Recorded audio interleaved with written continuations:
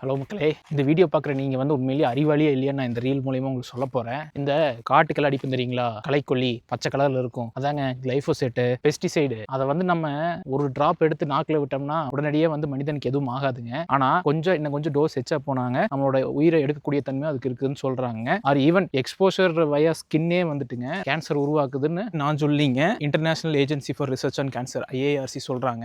அவங்க வந்து இதை வந்து குரூப் 2A வச்சிருக்காங்க. அது வந்து ப்ராபப்ளி கார்சினோஜெனிக் அப்படின்னு அவங்க சொல்றாங்க. அதே IARC தானுங்க டைட்டானியம் டை ஆக்சைடு ஆர் E171ங்கிற கலரிங் ஏஜென்ட் பேஸ்ட்ல இருக்கு, சோப்ல இருக்கு, பேராசிட்டமால் டேப்லெட்ல இருக்கு. ஏன் அந்த வீடு தெரியுது பாத்தீங்களா, அதுல இருக்க அந்த ஒயிட் கலர் காரணமும் இந்த டைட்டானியம் டை ஆக்சைடு. இந்த டைட்டானியம் டை ஆக்சைடு வந்து ப்ராபப்ளி கார்சினோஜெனிக் அப்படிங்கிறாங்க, which is group 2B. பாசிபிலிக்கு ப்ராபப்ளிக்கு எனக்கு என்ன வித்தியாசம்னு உண்மையிலேயே தெரியலீங்க. பட் ஆனா ஒரு விஷயம் ஷியோர், நம்ம காலையில எந்திரிச்சதுல இருந்து நைட்டு போய் படுக்கிற வரைக்கும் யூஸ் பண்ற பொருள், ஈவன் நம்ம தூக்க வரலன்னு தூக்க மாத்திரை போட்டா கூட அந்த டேப்லெட்ல வந்து டைட்டானியம் டை ஆக்சைடு வந்து யூஸ் பண்றாங்க. பத்தாவதுக்குங்க EFSA, which is European Food Safety Authority, 2021லயே ஸ்ட்ரைட் அவே இதை வந்து பேன் பண்ணிட்டாங்க. Titanium dioxide cannot be used in food. ஏன்னா ஒருத்தருக்கு வந்து எவ்வளோ லோவா எக்ஸ்போஷர் இருந்தாலுங்க ஓவர் டைம் வந்து அந்த டைட்டானியம் டை ஆக்சைடு எக்ஸ்போஸ் ஆகும்போது அக்யூமுலேட் ஆகிங்க ஜீனோடாக்சிசிட்டி உருவாக்குதுன்னு சொல்றாங்க.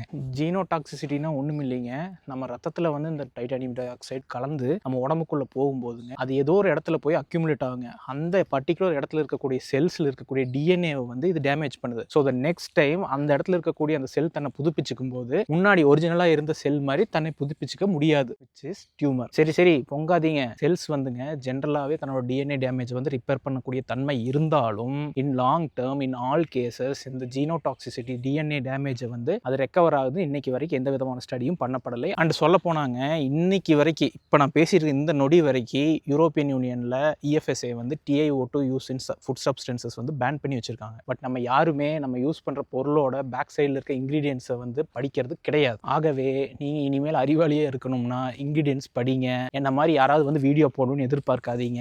நீங்களே அதை ChatGPTல எடுத்து போட்டு toxicology profile for the particular element or ADI average daily intake எவ்வளவு செட் பண்ணிருக்கான்னு பாருங்க. ADIங்கிற பிரச்சனை வந்தாலே அது விஷம். நீ கொஞ்சமா, அதாவது எப்படின்னா கிளைஃபோசேட் ஒரு சொட்டு சாப்பிட்டோம்னா சாக மாட்டோம். இதுவே கொஞ்சம் அதிக டோஸ் போச்சுன்னா செத்து போகும். பார்த்தீங்களா, அதே மாதிரி தான் எல்லா கெமிக்கல்ஸும் நம்ம யூஸ் பண்றதுல இருக்க, அதாவது பிஸ்கட்ல இருக்க ஒரு ரைசிங் ஏஜென்ட்ல இருந்து ஃபார் எக்ஸாம்பிள் மெனி திங்ஸ் அது இருங்க, எல்லாத்துலயுமே இந்த ADI வந்து செட் பண்ணி வச்சிருக்காங்க. அது எப்படி சொல்றதுன்னா, ஒரு கிலோகிராம் ஆஃப் பாடி வெயிட்டுக்கு இவ்வளவு மில்லிகிராம் பெர் டே சாப்பிட்டா நம்ம பாடி வந்து ஏத்துக்கும் அப்படிங்கிறான். பட் அதை விட அதிகமாக சாப்பிட்டு செத்து போகும் அப்படிங்கிறான். அப்ப அது எப்படி நன்மையா இருக்க முடியும்? அதைத்தான் நம்ம சாப்பிட்டுட்டு இருக்கிறோம். பார்த்துக்கோங்க, புரிஞ்சுக்கோங்க.